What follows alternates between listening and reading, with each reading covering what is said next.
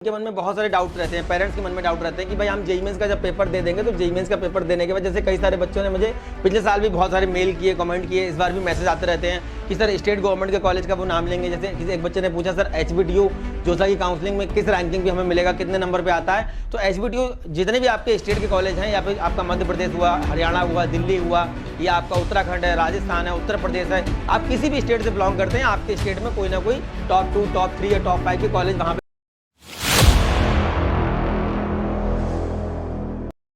JEE mains की counselling को लेकर बच्चों में बहुत कंफ्यूजन रहता है। कई सारे पेरेंट्स ने मुझे मैसेज किया, कमेंट किया कि सर जोसा और सीसेब में अंतर क्या होता है, थोड़ा सा वो हमें बताइए। तो आज की वीडियो में लोग बात करने वाले हैं कि जोसा और सीएसएबी की काउंसलिंग में अंतर क्या होता है। ये जोसा क्या होता है और सीएसएबी क्या होता है। इसको हम लोग बोलते हैं ज्वाइंट सीट एलोकेशन अथॉरिटी, और ये हमारा होता है सेंट्रल सीट एलोकेशन बोर्ड। दोनों ही बोर्ड का काम होता है इन कॉलेजेस में हमें सिलेक्शन दिलाना। मतलब आप जेईई मेंस का जब पेपर दे देंगे, जेईई मेंस का पहला फेज आपका जनवरी में होगा, दूसरा फेज आपका अप्रैल में होगा। पहले वाले फेज के बाद आपका परसेंटाइल आएगा। बहुत सारी ऐसी काउंसलिंग्स होती हैं, बहुत सारे ऐसे कॉलेज हैं, प्राइवेट भी हैं, उसमें कुछ गवर्नमेंट भी हैं जो आपकी परसेंटाइल को कंसीडर करते हैं।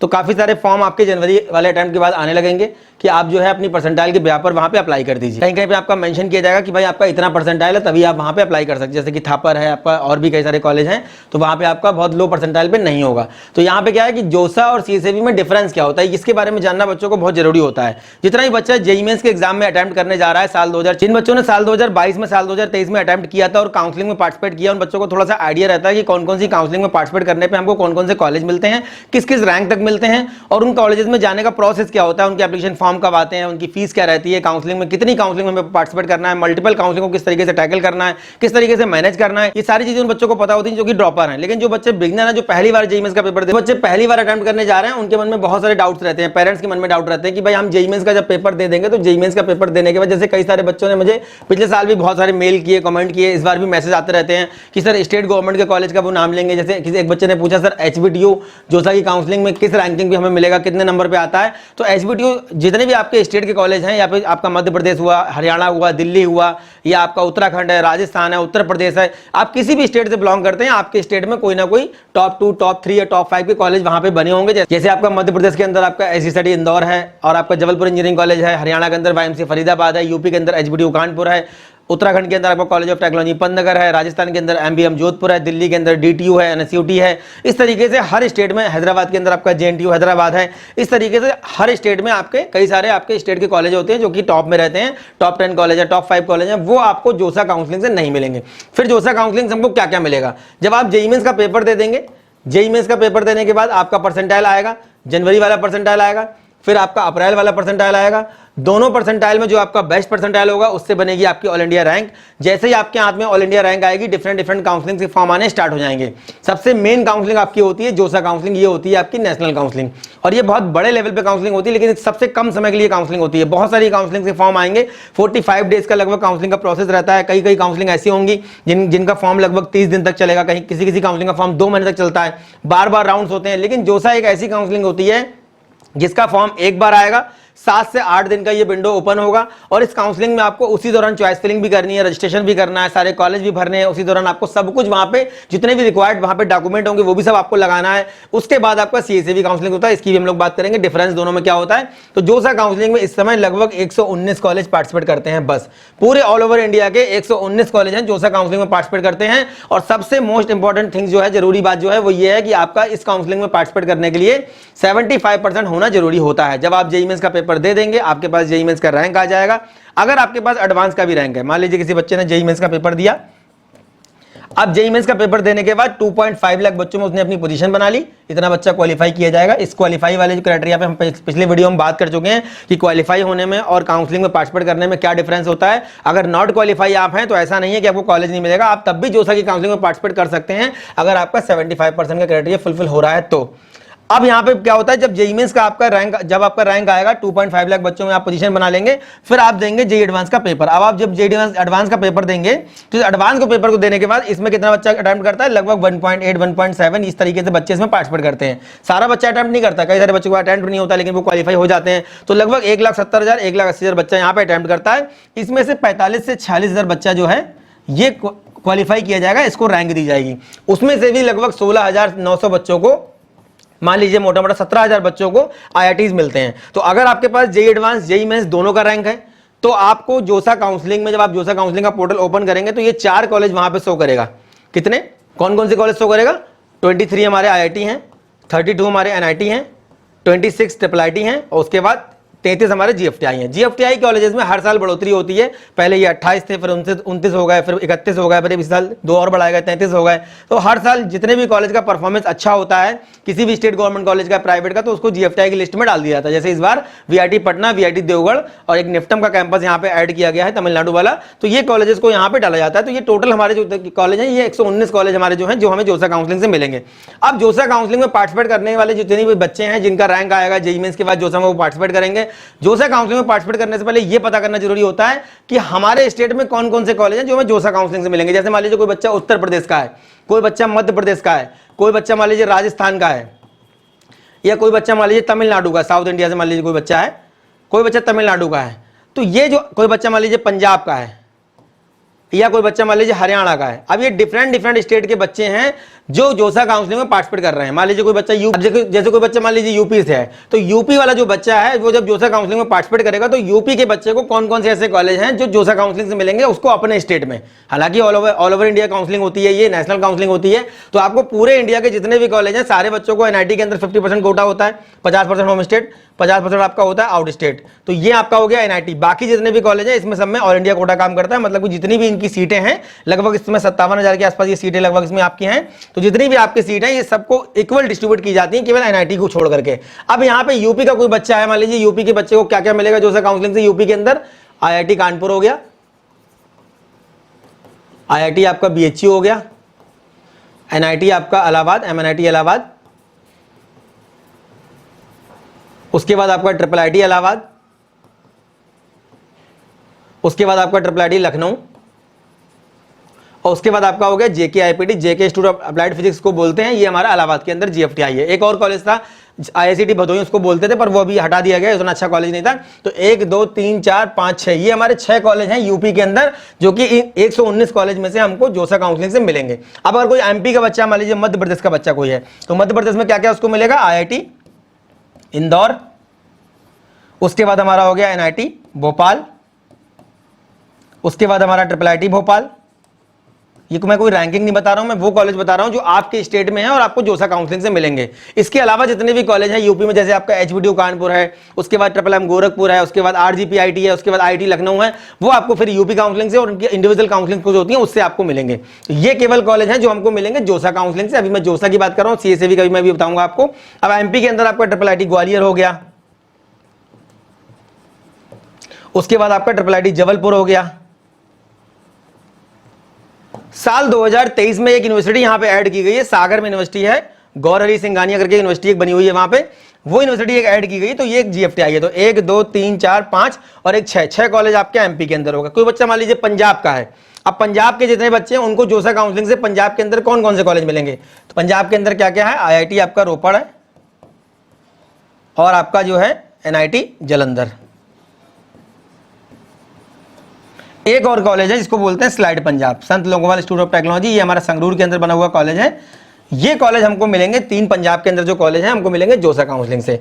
इस तरीके से कोई बच्चा मान लीजिए तमिलनाडु का है, अब तमिलनाडु का जो बच्चा है उसको अपने तमिलनाडु स्टेट के अंदर कौन कौन से कॉलेज जोसा काउंसलिंग से मिलेंगे? कौन कौन से मिलेंगे? IIT आपका मद्रास, उसके बाद आपका हो गया NIT तिरुचिरापल्ली, तिरुचि से बोलते हैं, टॉपर्स की पहली पसंद। उसके बाद IIIT आपका कांचीपुरम,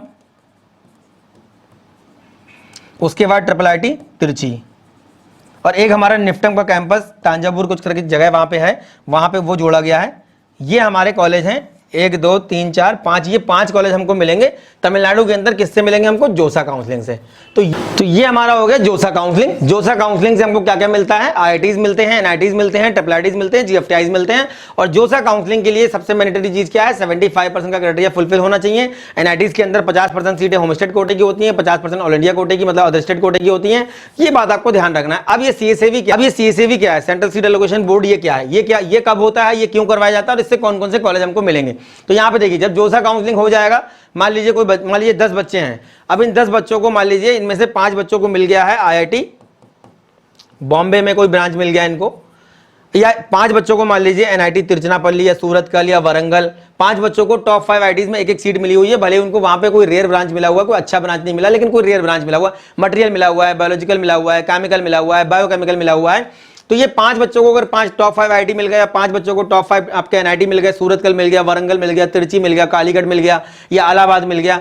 अब इन्हीं बच्चों को क्या, ये बच्चे क्या है, इन बच्चों को मान लीजिए कोई और कॉलेज मिल गया, मान लीजिए इन बच्चों को बिट्स पिलानी भी मिला हुआ है, इन्हीं बच्चों को बिट्स पिलानी मिला हुआ है, या इन्हीं बच्चों ने ट्रिपल आईटी हैदराबाद का एग्जाम दिया था, मान लीजिए ट्रिपल आईटी हैदराबाद भी मिल गया इनको पैरेलली, या ट्रिपल आईटी बैंगलोर मिल गया है। काफी सारे बच्चों को क्या होता है कि धीरूभाई अंबानी वगैरह का फॉर्म भर देते हैं, वो भी उनको मिल जाता है। तो इस टाइप के कॉलेज अगर मिले हुए हैं, मान लीजिए बिट्स पिलानी मिल गया है, या हैदराबाद मिल गया है, या आपका ट्रिपल आईटी बैंगलोर मिल गया है, धीरूभाई अंबानी मिल गया है, तो ऐसे बच्चे क्या करते हैं, इन कॉलेजेस में मान लीजिए उनको सीएस मिल गई है, आईटी मिल गई है, ईसी मिल गई है, या ईआई ब्रांच मिल गई है, या एआई मिल गई है, डेटा साइंस मिल गया है, साइबर सिक्योरिटी मिल गया, आईओटी मिल गया है। ये जो ट्रेंडिंग ब्रांच है, जो आपकी इस करंट सिनेरियो में चलने वाली जो ब्रांचेस हैं, जिन पे बच्चे फोकस करते हैं, जो ड्रीम रहता है, ये ब्रांचेस मिली हैं उनको बिट्स पिलानी के अंदर, ट्रिपल आईटी हैदराबाद के अंदर, या ट्रिपल आईटी बैंगलोर के अंदर, धीरूभाई अंबानी के अंदर, या थापर के अंदर, या मान लीजिए लक्ष्मीनिवास मित्तल के अंदर। और पैरेलली उनको आईआईटीज और एनआईटीज के अंदर टॉप 5 के आईआईटी एनआईटी मिले हुए हैं, लेकिन उनको मटेरियल साइंस या फिर पॉलीमर या फिर प्लास्टिक या केमिकल या टेक्सटाइल या आपका जैसे लाइफ साइंस चलता है एनआईटी राउरकेला के अंदर, या सेरेमिक इंजीनियरिंग या माइनिंग इंजीनियरिंग, इस टाइप की ब्रांचेस उनको यहाँ मिली हो। तो ये बच्चे क्या करेंगे, अगर इनका फैमिली बजट अफोर्ड करता है तो ये यहाँ पे सीट छोड़ करके क्या करते हैं, इन कॉलेज में चले जाते हैं। अब ऐसा नहीं है कि केवल रेयर ब्रांचेस की सीटें खाली होंगी। अब ये जो बच्चे यहाँ पे, मैं 10 बच्चों का एग्जाम्पल लेके चल रहा था, ये जो बच्चे यहाँ की माइनिंग, मटेरियल, केमिकल या इलेक्ट्रिकल, मैकेनिकल, सिविल जैसी ब्रांचेस छोड़ करके बिट्स पिलानी में, ट्रिपल आईटी हैदराबाद में, बैंगलोर में, या ट्रिपल आईटी आपका जो है आपका लक्ष्मीनिवास मित्तल के अंदर, या फिर आपका जेपी नोएडा, जितने भी आपके टॉप कॉलेज हैं, उन कॉलेजेस में मान लीजिए अपने मन का ब्रांच इनको मिल रहा होता है, तो ये जब छोड़ करके यहाँ जाएंगे तो यहाँ की ये सब सीटें खाली हो जाएंगी। अब ऐसा नहीं होता कि केवल मटेरियल और केमिकल ही खाली बचता है। जब जोसा काउंसलिंग हो जाएगी, जब जोसा काउंसलिंग आपका कंप्लीट हो जाएगा, जोसा काउंसलिंग के लगभग 1 हफ्ते के अंदर, 1 वीक के अंदर आपका जो है एक सीट वैकेंट का पूरा एक मैट्रिक आएगा, सीट वैकेंट का एक पूरा मैट्रिक आएगा। उस पर वीडियो हमने पिछले साल भी बनाया है, पिछले से पिछले साल भी बनाया है। हर साल पूरी एक टेबल आती है, उसमें category wise home state quota, other state quota सब कुछ दिया होता है। उसमें साफ साफ दिया हुआ कि भाई एनआईटी इलाहाबाद के अंदर आपका ओबीसी कैटेगरी में इतनी सीटें खाली हैं, और जो है जनरल में इतनी सीटें खाली हैं, एससी में इतनी सीटें खाली हैं। डिफरेंट आपकी कैटेगरी की जो कोटे रिजर्वेशन वाइज जो सीटें होती है वो सारा दिखा देगा कि भाई इतनी सीटें यहाँ पे खाली हैं, मतलब इतना बच्चा छोड़ करके किसी दूसरे कॉलेज में चला गया। या मान लीजिए अभी 10 बच्चों को एनआईटी तिरुचि, वारंगल, सूरतकल, इलाहाबाद में केमिकल या बायोकेमिकल या मैकेनिकल, सिविल मिला हुआ है। अब इन्हीं बच्चों को जो नए वाले हमारे आईआईटी जम्मू, आईआईटी मंडी है, पलक्कड़ है, रोपड़ है, तिरुपति है, इन आईआईटीज के अंदर मान लीजिए उनको सीएस मिल गया, उनके पास एडवांस का भी पहले मतलब मान लीजिए रैंक रहा होगा, तो सीएस मिल गया, या आईटी मिल गया, ईसी मिल गया इनको, या एआईएमएल वगैरह मिल गया। तो ये बच्चे एनआईटी छोड़ करके कहाँ जाएंगे, मतलब एनआईटी नहीं लेंगे पर ये आईआईटी जाएंगे। तो जब ये बच्चे आईआईटी जाएंगे तो एनआईटी की सीटें ऑटोमेटिकली खाली हो जाएंगी। तो ऐसे जितनी भी सीटें खाली बचती हैं हर साल लगभग 7 से 8 हज़ार, हर साल कभी कभी 7 हज़ार, कभी कभी 8 हज़ार, कभी कभी 9 हज़ार, कभी कभी ये सीटें अभी तक खाली 9 हज़ार से ऊपर सीटें खाली नहीं रही हैं। तो ये सीटें खाली बची हैं। इस बार भी आपने देखा होगा आर्टिकल वगैरह आ रहे हैं, 47 सीटें पिछले 5 साल में ये रिकॉर्ड देखा गया है। 47 सीटें आईआईटीज के अंदर खाली बची हैं। अभी तक पिछले 5 सालों में आईआईटी में सीटें खाली नहीं बचती थी, पर 47 सीटें इस साल आईआईटी के अंदर खाली बची हैं। तो जब ये वैकेंट सीट का पूरा एक मैट्रिक आएगा, यहाँ पे सीटें खाली होंगी। यहाँ पे रेयर ब्रांचेस में या कोर ब्रांच जो मैकेनिकल है, सिविल है, इलेक्ट्रिकल है, इन ब्रांचेस में जाने वाले बच्चे जब सीटों को छोड़ते हैं, इवन आप देखेंगे एनआईटी तिरुचि वगैरह में भी सीएस की ब्रांच खाली थी, इस साल भी, पिछले साल भी। तो सीएस वगैरह भी खाली हो जाता है, ऐसा नहीं है। मान लीजिए यहाँ पे एनआईटी तिरुचि में किसी को सीएस मिल रहा हो, बिट्स पिलानी में मिल रहा हो, तो अगर फैमिली बजट अफोर्ड कर रहा है उसका मान लीजिए, तो वो बिट्स पिलानी चला जाएगा। तो ऐसे जितनी भी सीटें खाली बचती हैं 7 हज़ार या 8 हज़ार के आसपास, उन वैकेंट सीट के लिए करवाया जाता है सेंट्रल सीट एलोकेशन बोर्ड की काउंसलिंग। और सेंट्रल सीट एलोकेशन बोर्ड की काउंसलिंग के टाइम पे बच्चे भी कम हो जाते हैं, जोसा के जैसा कंपटीशन नहीं होता है। जोसा के टाइम पे बहुत सारी काउंसलिंग चल रही होती है, बहुत कंपटीशन यहाँ पे होता है, लेकिन जब सीएसईबी राउंड होता है तो यहाँ पे कंपटीशन लगभग 50% ऑटोमेटिकली कम हो जाता है, और यहाँ पे बच्चों को मनचाही ब्रांच लास्ट में मिल जाती है। अगर उनका रैंक अच्छा है तो बहुत अच्छी बात है, रैंक अच्छा नहीं है तो कुछ ना कुछ उनको आराम से यहाँ पे मिल जाएगा। नॉर्थ ईस्ट वगैरह के जो एनआईटीज हैं वो तो काफी ज्यादा रैंक पे मिल जाते हैं, तो इसमें आपके आईआईटीज पार्टिसिपेट नहीं करते हैं। आईआईटी का जो साथ है वो आपका यहीं तक रहेगा, जोसा काउंसलिंग तक। बस जोसा के 6 राउंड होते हैं, और इसके कितने राउंड होंगे, 2 राउंड होंगे। तो टोटल कितने राउंड हो गए, 6 और 2 8 राउंड होते हैं। तो मेरे हिसाब से जितना भी बच्चा है जो जेईई मेंस में पार्टिसिपेट कर रहा है उसका रैंक आ जाएगा। रैंक आने के जब वो काउंसलिंग करेगा तो काउंसलिंग करने के साथ ही ये टोटल 8 राउंड उसको अटेम्प्ट करना चाहिए। अगर कोई और कॉलेज मिल जाता है इंडिविजुअल काउंसलिंग तो अलग बात है, लेकिन अगर इसमें जाना चाहते हैं इन कॉलेजेस में, तो आपको बेहतर ऑप्शन के लिए लगातार 8वें राउंड तक आपको काउंसलिंग करना चाहिए, मतलब कि 6 राउंड ये और 2 राउंड आपको ये करना चाहिए। तो सेंट्रल सीट एलोकेशन बोर्ड किसके लिए होता है? जोसा से बची हुई सीटों के लिए। इन शॉर्ट में अगर कहें तो सेंट्रल सीट एलोकेशन बोर्ड की काउंसलिंग करवाई जाती है। इसमें आपके एनआईटीज, ट्रिपल आईटीज और जीएफटीआई। इसमें फायदा बस ये होता है कि यहाँ पे काउंसलिंग करने से पहले आप अपनी रैंक के, आप अपनी जो है कैटेगरी के हिसाब से, अपने कोटे के हिसाब से, रिजर्वेशन के हिसाब से देख सकते हैं कि हमारी कितनी सीटें खाली हैं। उसी हिसाब से आप वहां पे अपनी सीट को भर सकते हैं, अपनी चॉइस को भर सकते हैं। सीट नहीं भी खाली तब भी भर सकते हैं। मान लीजिए कोई एनआईटी तिरुचि में सीट खाली नहीं दिखा रहा है या वारंगल में नहीं दिखा रहा, तो आप उसको ही भर सकते हैं, भरने के लिए मना नहीं है। लेकिन यह है कि सीट मैट्रिक का जो वैकेंट का मैट्रिक आएगा उसको देख करके आप एक जब चॉइस फिलिंग करेंगे अच्छे से, तो सीएसएवी राउंड में 100% चांसेस रहते हैं सीट मिले। कभी कभी देखा गया किसी बच्चे को जोसा में जीएफटीआई मिला, मान लीजिए गुरु घासदास मिल गया, कुछ भी मिल गया, उसकी रैंक मान लीजिए 80,000 है, 90,000 है, 1 लाख रैंक है, तो इसी बच्चे को बाद में कोई ना कोई एनआईटी मिल जाता है। एनआईटी दुर्गापुर में 5 ईयर कोर्सेज मिल जाएंगे, एनआईटी श्रीनगर मिल जाएगा, या एनआईटी आपको अरुणाचल प्रदेश, पुडुचेरी, उसके बाद मणिपुर, मेघालय, मिजोरम, उत्तराखंड।